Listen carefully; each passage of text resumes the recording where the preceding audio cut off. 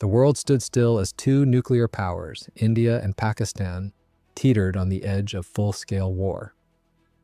After days of strikes and counterstrikes, Washington stepped in and brokered a ceasefire. Crisis, once again, narrowly avoided. Sounds familiar, right? But make no mistake, this may just be the beginning.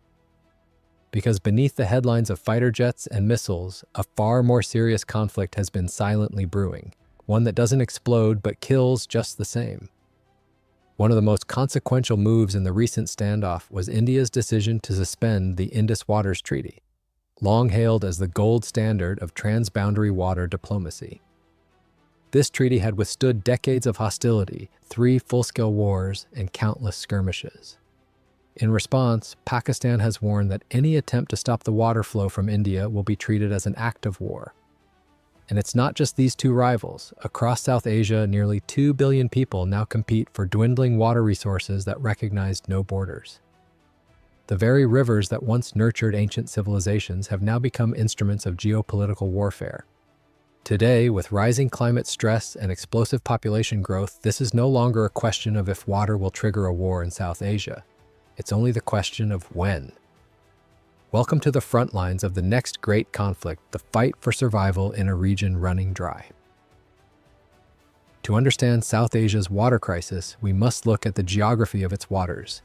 The Indus, Ganges, and Brahmaputra rivers, lifelines of the region, all originate in majestic glaciers of Himalayas, which are now melting at an alarming rate. These rivers cross multiple borders, feeding farms and cities across the subcontinent. Now here's where it gets tricky. The Indus begins in Tibet, flows through Indian-administered Kashmir, and enters Pakistan. The Ganges flows from India into Bangladesh. The Brahmaputra starts in Tibet, curves through India, and flows into Bangladesh. Now add China to the equation, which controls 10 rivers flowing to 11 different countries, and you have got a geopolitical minefield. This is where the story starts to get tense. South Asia, with 25% of the world's population, has access to just 4.5% of the world's renewable water resources. The geographical division of rivers means that upstream countries control the water that downstream nations depend on for survival. When countries depend on the same water which is becoming scarce, it becomes warfare. And in a region with 3 nuclear powers, it's a recipe for disaster.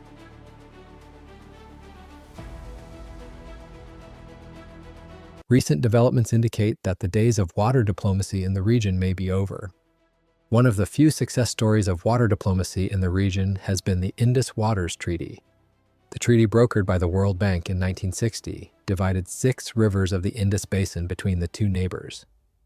India got the eastern rivers of Ravi, Beas, and Sutlej, while Pakistan retained rights over the 3 western rivers of Indus, Jhelum, and Chenab.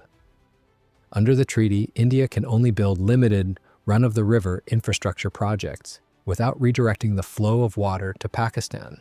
For Pakistan, the treaty is much more than an agreement. It's a lifeline. Over 80% of its agriculture depends on the Indus River and its tributaries.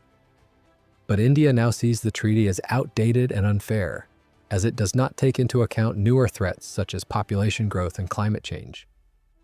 Water has increasingly become a tool in the wider political chess game between the 2 nations.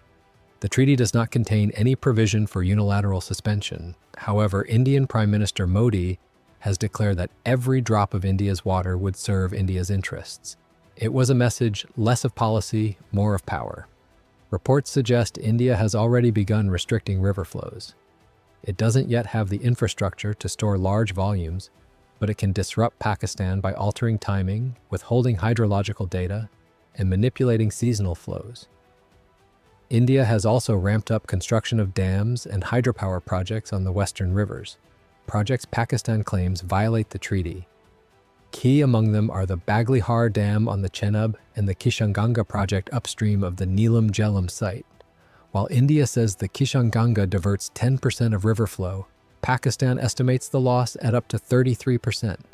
And here's where it gets dangerous. According to the Climate Risk Index 2025, Pakistan is the 5th most vulnerable country to climate change. Its water availability per person has fallen to crisis levels.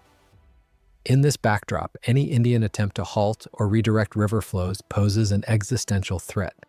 And faced with such a crisis, Pakistan may not settle for skirmishes. It could resort to far more drastic actions to force a policy reversal, even at the risk of catastrophic escalation.